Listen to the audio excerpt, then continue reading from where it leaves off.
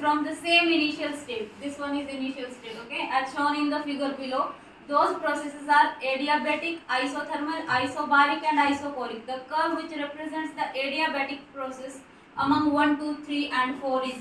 तो देखो इस फिगर को देख के आपको क्या बताना है कि 1, 2, 3, 4 चार प्रोसेसेस हो रही हैं जो सेम इनिशियल स्टेट से इनिशिएट हुई हैं, समझ रहे हैं। इनमें से एडियाबेटिक प्रोसेस को पहचानना है आप लोगों को, क्लियर है। अब ध्यान से देखना है कि एडियाबेटिक प्रोसेस के आपको इक्वेशन अगर पता हो, एडियाबेटिक इक्वेशन के लिए एडियाबेटिक प्रोसेस के लिए इक्वेशन क्या होती है, P V gamma is equal to constant, right, ठीक है। और अगर आप इसका स्लोप निकालेंगे dp by dv, that will come out minus gamma times of p by v. And for isothermal equation, let's see here, isothermal equation क्या होती है isothermal process की equation, pv is equal to constant, right, clear है।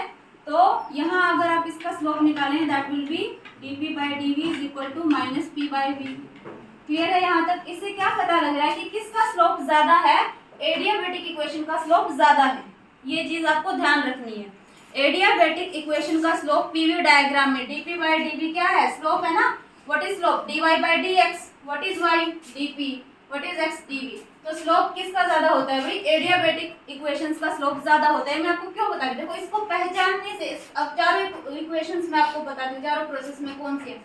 अगर आप curve 1 को देखो, यहाँ क्या चीज कांस्टेंट है, v कांस्टेंट है ना, through out the line pressure तो चेंज हो रहा है लेकिन वॉल्यूम कांस्टेंट है। अगर वॉल्यूम कांस्टेंट रहे तो वो प्रोसेस होती है आइसोकोरिक। अगर वॉल्यूम कांस्टेंट है तो वो कौन सी है, आइसोकोरिक। तो इसका मतलब 1 तो एडियाबेटिक नहीं हो सकती। आगे बात समझ में, ठीक है। हम 4 को देखते हैं, क्या चीज कांस्टेंट है, प्रेशर कांस्टेंट है। अगर प्रेशर कांस्टेंट रहेगा तो वो कौन सी होती है, आइसोबारिक। मतलब 1 और 4 तो एक्सक्लूड हो गई, समझ में आ गई बात, ठीक है। अब क्या बचा, 2 और 3। 2 और 3 में एक आइसोथर्मल है और एक एडियाबेटिक है, समझ रहे हैं। अब हमें वो कैसे पता लगेगा, ध्यान से देखो, जिसका स्लोप ज्यादा है वो एडियाबेटिक है, लेकिन स्लोप को हम ऐसे नहीं पहचान सकते हैं सिर्फ देख के। इसके लिए एक बहुत इजी मेथड पता है क्या, देखो dp by dv यानी change in pressure divided by change in volume, clear है। अब देखो सेम इनिशियल स्टेट से शुरू हो रहा है, थर्ड में प्रेशर कितना चेंज हो रहा है, सब मतलब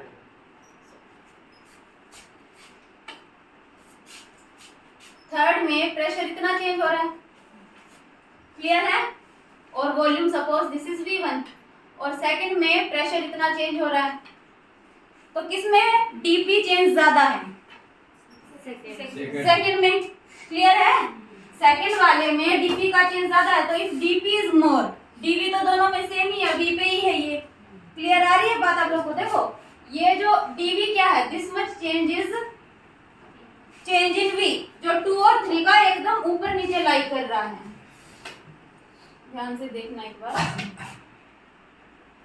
समझो, दिख रहा है तुम्हें, ये देखो 2 और 3 में इनिशियल क्या था, वॉल्यूम v1 ये था, फाइनल वॉल्यूम क्या है दोनों के लिए, v2 यहाँ है। दोनों में जो dv है वो सेम आ रहा है, सेम है। तो अब स्लोप को कौन डिसाइड करेगा, dv तो सेम है, तो जिसमें dp यानी चेंज इन प्रेशर ज्यादा होगा तो वही क्या है आपकी एडियाबेटिक प्रोसेस है। सिंपल बात समझ में आई तुम्हें। प्रेशर का चेंज किसमें ज्यादा दिख रहा है, आप देखिए थर्ड प्रोसेस में इनिशियल प्रेशर ये था, समझ रहे हैं, ये इनिशियल स्टेट ये है, 2 के लिए भी यही है। थर्ड प्रोसेस के लिए प्रेशर इतना चेंज हो रहा है from this point to this point, clear, this to this.